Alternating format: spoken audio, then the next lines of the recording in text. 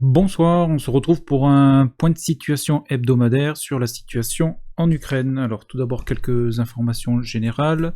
La Russie a appelé la communauté internationale sur l'éventuelle utilisation d'une bombe sale par l'Ukraine, c'est-à-dire avec des substances radioactives. Face à cette accusation, l'Ukraine a saisi l'AIEA pour venir visiter ces sites sensibles notamment. Les États-Unis vont livrer à l'Ukraine une technologie qui va leur permettre d'améliorer leur tir d'artillerie, puisque grâce à cette technologie, ils vont pouvoir modifier leurs missiles et leurs obus, qui vont être équipés d'unités de contrôle avec un récepteur GPS qui va élever leur précision au même niveau que des tirs de HIMARS. Un premier lot de 12 roquettes pour le lance-roquettes multiple Smerch, équipé de cette technologie, a déjà été livré à l'armée ukrainienne. Au final, si cette technologie viendrait à se standardiser sur les munitions ukrainiennes, cela voudrait dire qu'il n'y aurait plus besoin de nouveaux HIMARS, car ils vont atteindre un très bon niveau de précision avec leur système d'artillerie standard. Entre le 10 et le 20 octobre, la Russie a lancé 300 attaques, donc de missiles et de drones, sur les infrastructures de l'Ukraine. La journée du 22 octobre a été particulièrement intense puisque de nouvelles frappes importantes ont de nouveau visé les infrastructures électriques du pays. L'Ukraine commence à manquer de missiles anti-aériens et ils viennent de recevoir 2 NASAMS, donc ce sont des systèmes de défense anti-aérienne. La Grèce a reçu des Marder allemands et elle va donc pouvoir livrer 40 BMP-1 à l'Ukraine. Des avions cargo iraniens continuent à se poser en Russie, donc l'approvisionnement en drones continue. Un nouveau T-90 russe a été détruit sur le champ de bataille. La Pologne a renforcé sa présence militaire à la frontière biélorusse. Et enfin, sur Irkoutsk, un avion russe, un Sukhoi 30, s'est écrasé une nouvelle fois sur des habitations. Je dis une nouvelle fois parce qu'un avion russe s'était déjà écrasé dans la région de Krasnodar il y a quelques jours. On va maintenant se diriger sur le terrain, en commençant avec la région de Belgorod en Russie, qui continue à être bombardée par les forces ukrainiennes. Sur le front de Louhansk, alors la semaine dernière, les Russes avaient lancé une attaque en direction de Dvorchina, ici dans ce secteur. Dvorchina reste sous contrôle des Ukrainiens. Et après cette attaque, donc les deux armées sont maintenant repassées en mode défensif.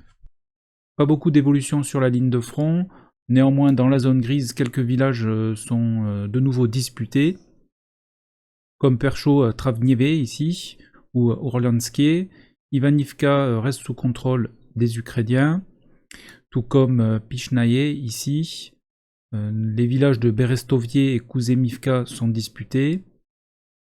Des combats sur Rayo-Rodotka, ici, Kovalivka.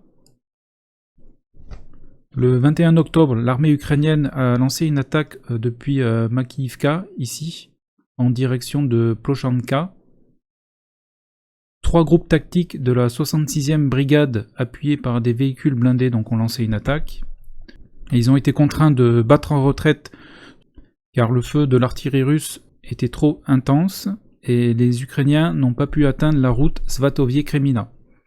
Donc la route Svatovie-Kremina, c'est celle-ci, qui est un des objectifs actuellement donc, des Ukrainiens, de couper cet axe de communication entre Svatovie et Kremina, qui se situe ici.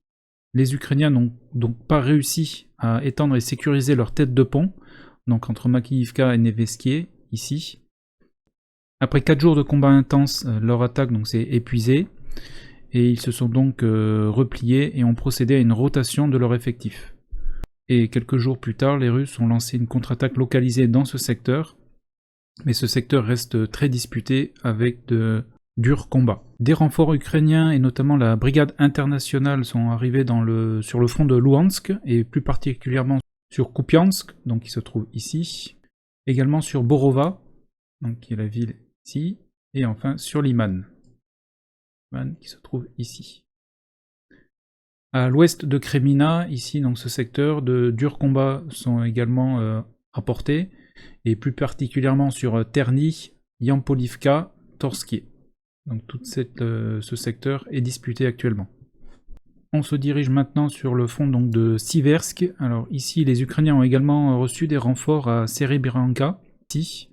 Mais ici, on observe que les Ukrainiens sont repassés dans un mode défensif et plusieurs villages restent disputés comme Bilorivka, Verknomanskie et Spirnie. On continue sur la ligne de front, pas d'évolution donc par rapport à la semaine dernière. Les combats continuent sur Soledar. Sur Bakhmut, ici, donc, les Ukrainiens ont reçu des renforts et ont lancé une contre-attaque dans ce secteur. Les Russes, et plus particulièrement le groupe Wagner, étaient arrivés donc dans le quartier est de Bakhmut. Donc les Ukrainiens les ont repoussés en dehors de la ville et il y a maintenant donc des combats à la périphérie est de Bakhmut, donc ici dans ce secteur, et également sur l'usine d'asphalte qui se trouve ici. Au sud de Bakhmut, des renforts ukrainiens sont également arrivés sur Opitnie, ici, et des combats sont rapportés dans le village de Ivanrad. A noter que ces derniers jours, l'artillerie ukrainienne a été particulièrement active dans ce secteur.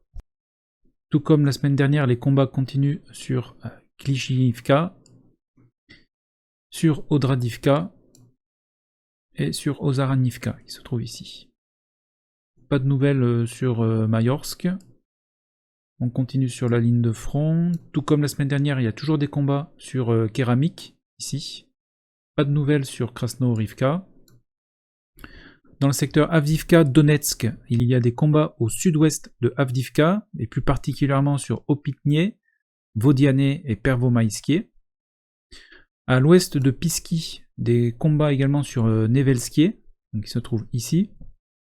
Et sur ce même village, donc de Nevelskie, deux Sukhoi 25 russes ont bombardé les positions ukrainiennes.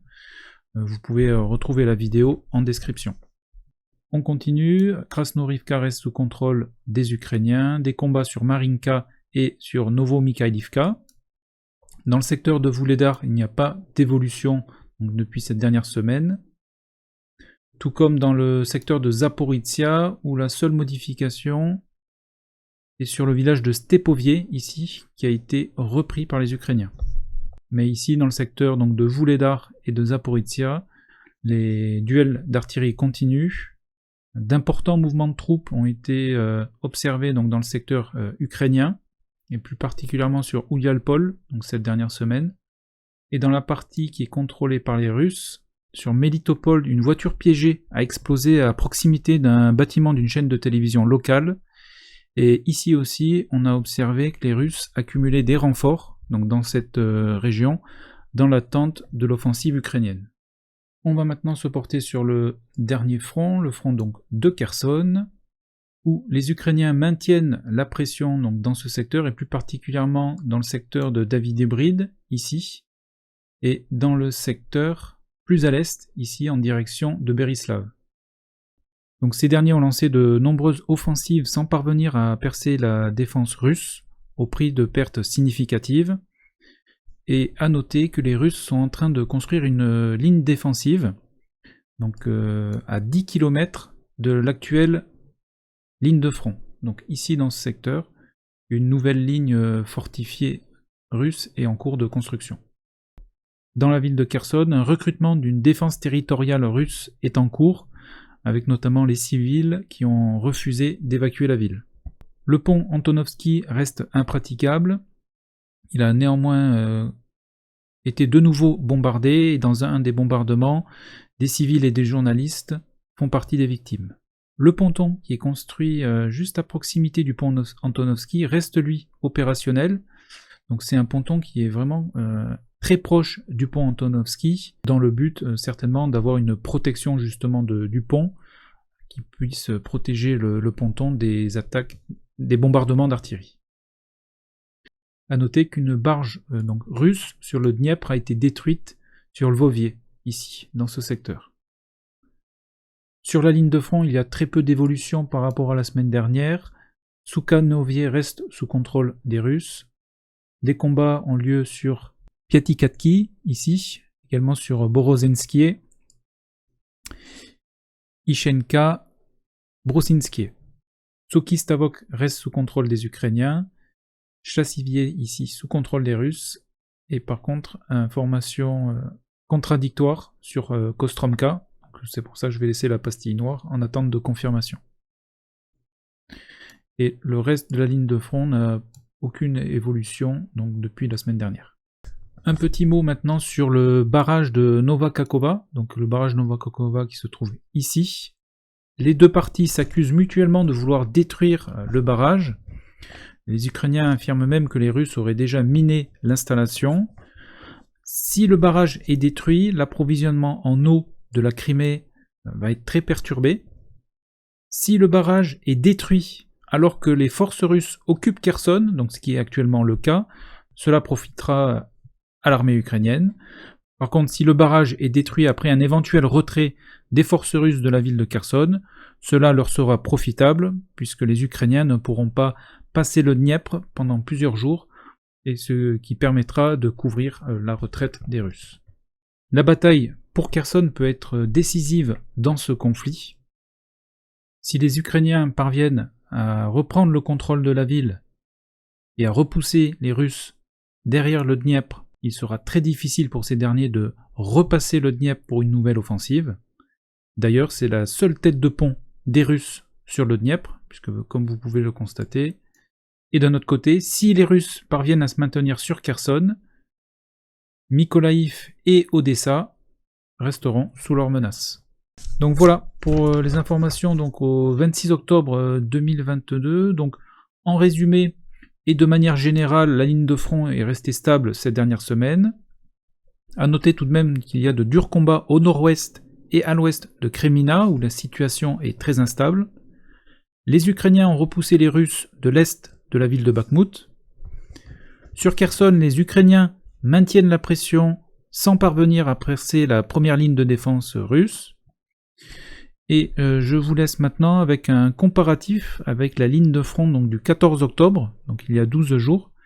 Comme ça vous pourrez constater que c'est assez stable dans l'ensemble.